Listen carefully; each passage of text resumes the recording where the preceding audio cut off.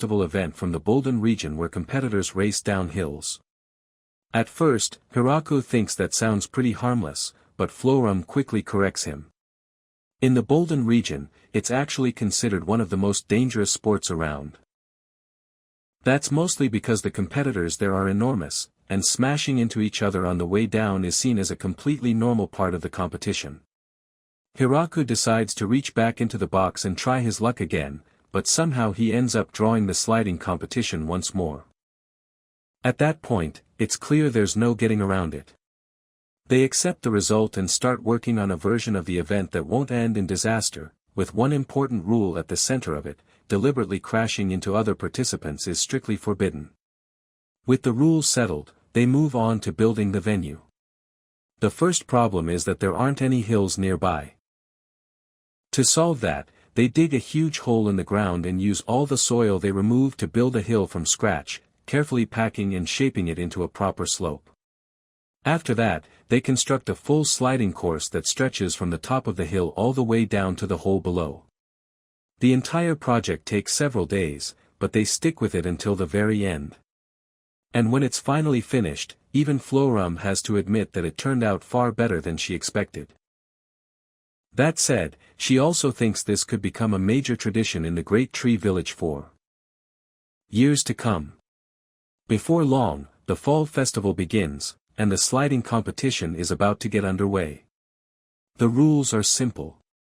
Participants slide down the ramp on boards and launch into the water, with the winner being determined by who travels the farthest, somewhat similar to ski jumping. Ranana is the first contestant to take her turn, but on her first attempt, she doesn't build up enough speed to make it down the slope properly.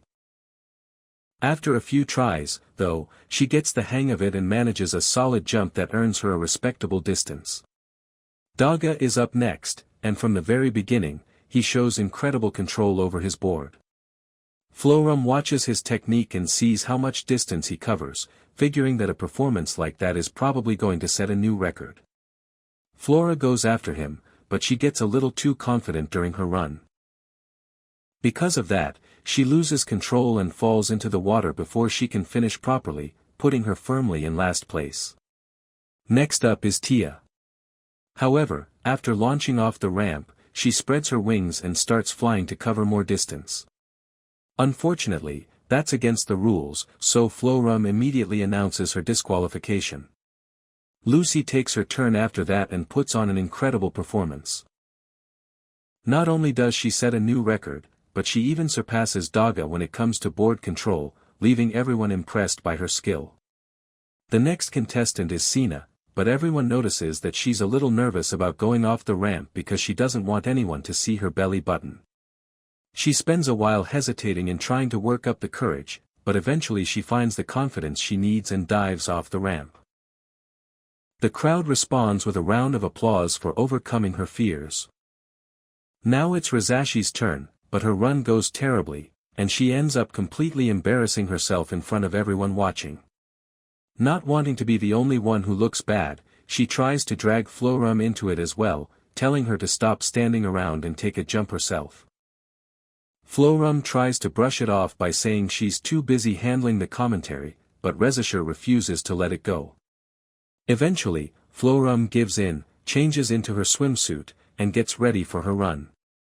However, before she starts, she secretly uses wind magic to give herself an extra boost and increase the distance of her jump. Unfortunately for her, that's against the rules, so she ends up being disqualified as well. Everyone has high expectations for Lasti because of her flying nature, and she lives up to them perfectly. She puts on a spectacular performance and creates a huge splash when she lands, earning plenty of cheers from the crowd. With that, Florum announces that the competition has officially come to an end and declares Daga the winner based on the current standings. But before things can wrap up, Zabuton suddenly appears out of nowhere and launches himself off the ramp with a spinning jump. The move is so impressive and covers so much distance that it ends up beating Daga's record, completely changing the final results at the last possible moment and securing Zabuton the victory. A few days later, Hiraku reaches a new milestone as a father when Alfred takes his first steps. The moment Hiraku mentions it, Lucy rushes over and feels incredibly proud, realizing just how much Alfred has grown since he was born. The group then starts wondering how long it'll be before Alfred begins talking and whose name he'll say first. Everyone assumes it'll be either Mom or Dad, but they're all shocked when Anne picks him up and Alfred says her name instead. The moment everyone hears it, they instantly melt with excitement and start trying to get Alfred to say their own names too. Once the news spreads, villagers begin gathering around Alfred, each hoping they'll be the next person whose name he says.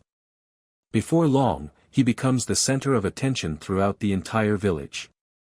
A couple of days later, Fushu returns to the village and immediately thanks Hiraku for the antidote that he and his people made for her son. According to her, it worked extremely well. She explains that his son's condition improved significantly after taking the antidote, and she's incredibly grateful for everything the village did to help him. After that, she turns her attention to the new residents she brought along with her. Hiraku is pleased to see that most of the newcomers are men, since the village has been lacking male residents for quite some time now. With that said, Hiraku greets the newcomers and warmly welcomes them to the village. A few weeks earlier, Fushu had been looking for a way to repay the people of the Great Tree Village for curing her son. During that time, she learned that the village was searching for new residents. As soon as she heard that, she instructed her guard to gather people who might be willing to relocate and send them to the Great Tree Village. At first, the guard suggested sending some slaves, but Fushu immediately rejected the idea.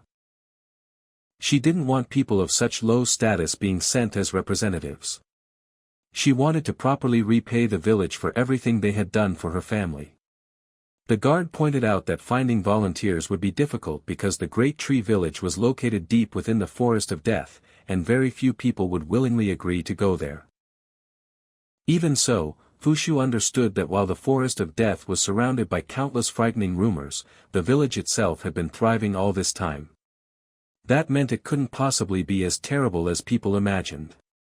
She decided to put up posters asking for volunteers, but nobody stepped forward because they were too afraid of entering the Forest of Death. When that plan failed, the guard suggested offering the opportunity to the homeless people living in their town, since it would essentially provide them with free food and shelter.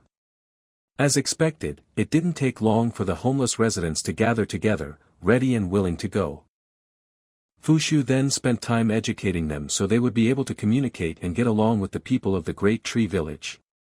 She even went so far as to remove the titles of those from noble families to prevent any unnecessary complications after they arrived.